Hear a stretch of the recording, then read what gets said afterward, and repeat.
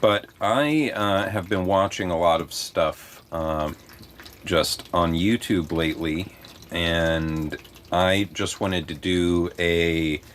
There are 8 things in this list, and this is stuff that kind of people just seem to buy into without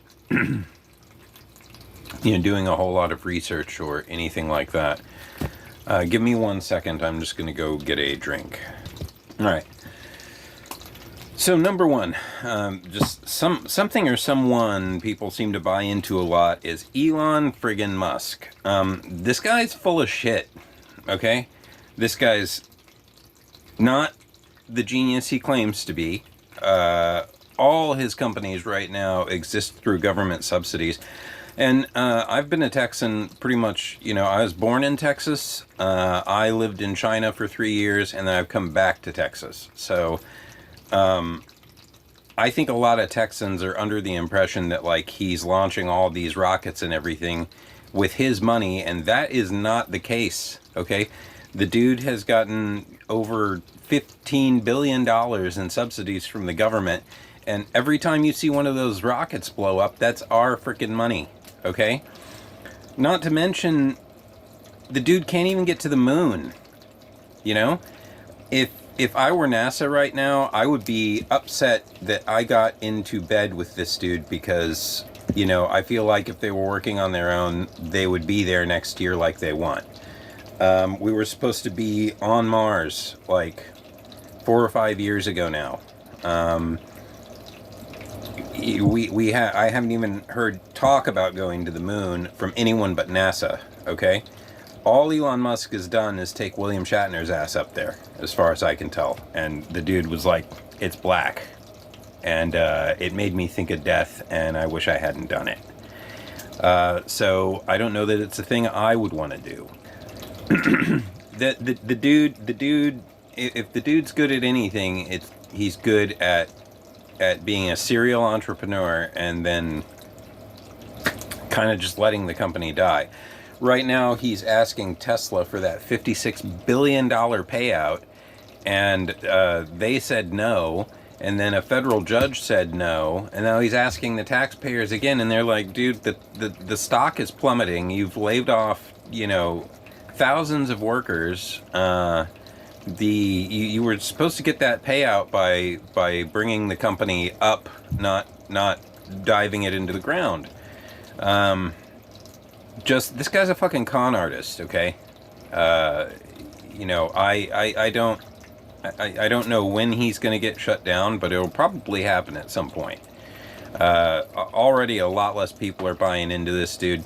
Just do some research on this guy, and don't do like the blue pill research. Just, do some general solid research on this guy, and you'll see he's a fucking bullshitter, okay?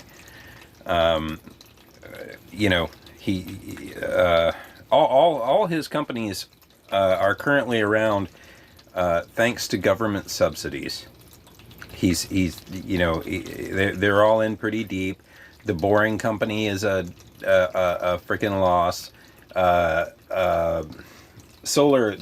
whole solar house, solar city thing is just not even a truth, as far as I can tell. So, just take anything Musk says or does with a grain of salt, okay? Like Adam Conover said, there is no such thing as a nice billionaire, okay?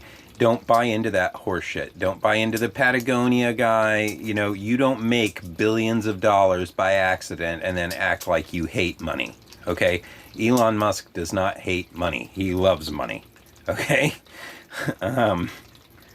Just grain of salt, all that.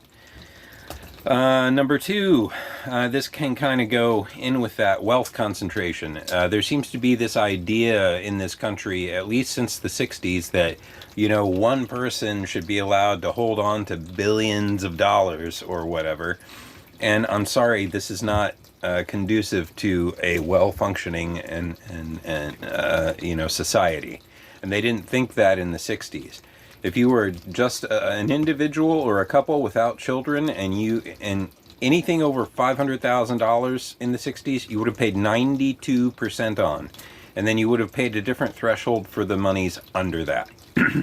So probably 92% on over the 500,000, and perhaps, you know, between 10 and 40% approaching that. Okay, so you would have wound up with, you know, less money, but it would have been enough money to survive. Those taxes were then reinvested into the middle class, you know, but they, I guess the rich just figured like, oh, well, why do we have to do that? Well, you have to be separated from your wealth in order for the country to run well. Okay, that that was a way of taking that money and getting it back into the system without allowing people to hoard it like we do these days. They eventually kind of grew out of that system approaching the 70s and 80s, and they started giving, and you know, they've always been able to get tax cuts even in the 60s. So they probably weren't quite paying 92% back then, but I guarantee those people were fine. Okay?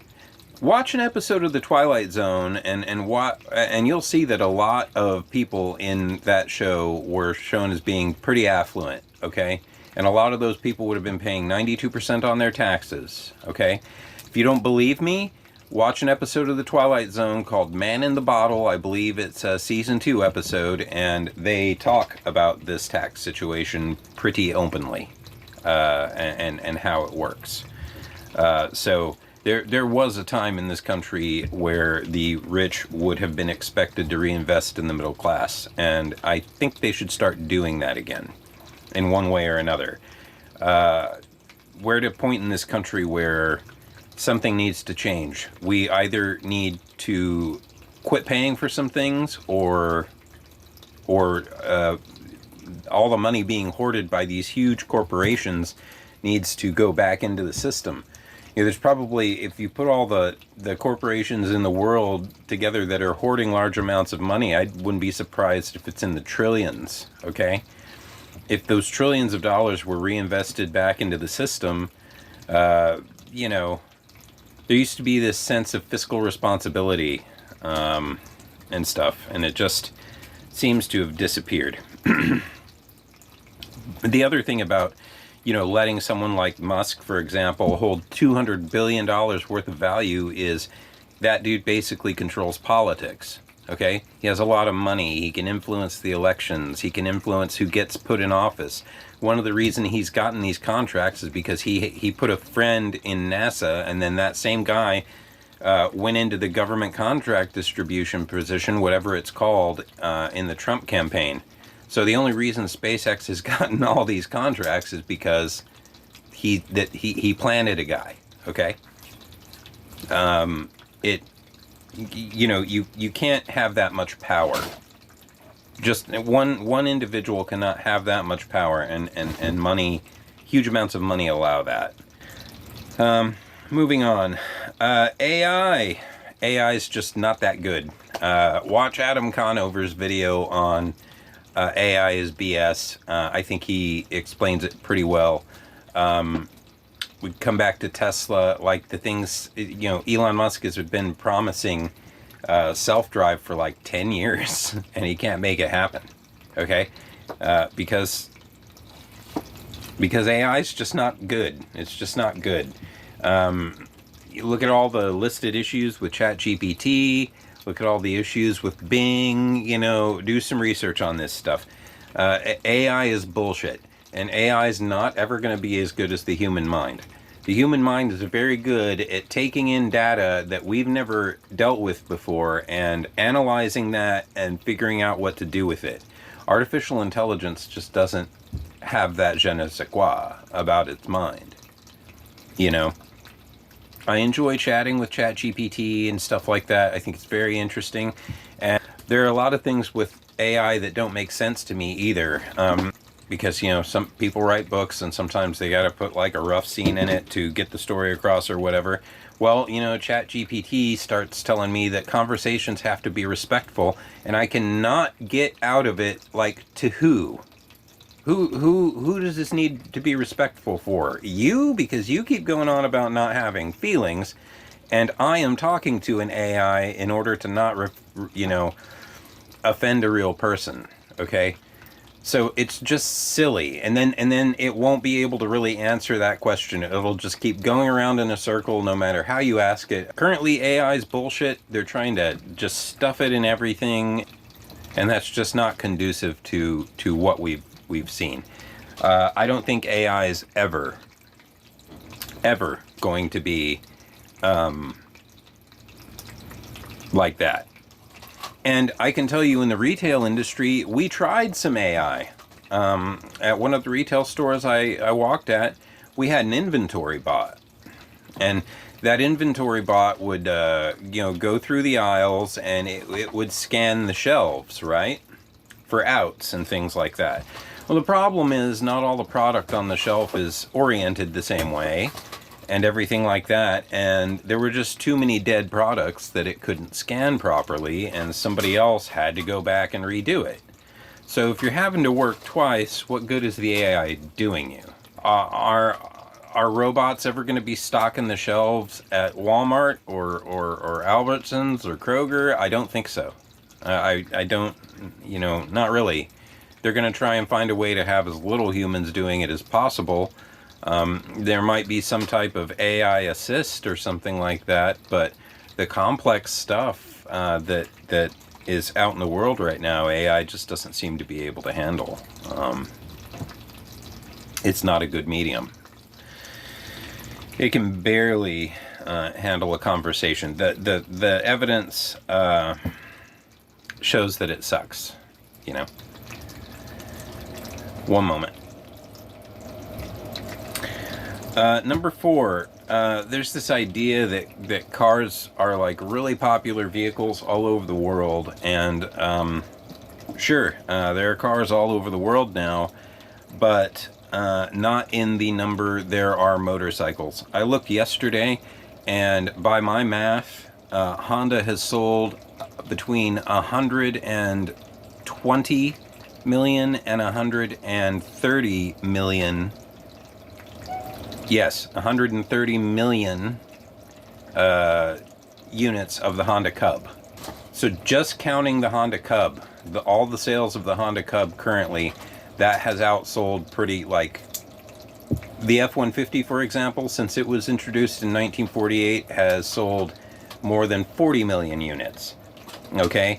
That's like a third of the Honda Cub, and we're not even talking about all the other motorcycle brands out there in the world that sell motorcycles. If you've ever been to Asia, people use motorcycles for everything. They haul plywood, they haul their entire family. But the fact is, bikes are cheaper to run, and like I said, most people can figure out how to use them for utility. I simply don't see, globally, people adopting vehicles like cars in mass in some places. I think the venerable old motorcycle is going to be the vehicle. I think the motorcycle is going to be the long-standing fuel vehicle in the world. Even when everything else has gone electric, that's what people will be putting gas into their bikes. Your range on a motorcycle, they have a lot of bang for the buck mileage, good performance. We could certainly move to a motorcycle country, but we live in this country where people think you need to spend $50,000 on a fucking truck that you're going to mostly use to go get your fucking groceries. Okay, Texans especially, you Texans need to pull your fucking heads out of your ass. And I'm one of you, okay? Because you literally have these assholes in pickup trucks driving 110 miles an hour on the interstate. I mean, like, not a good situation. Okay, number 5. Most people just aren't that good.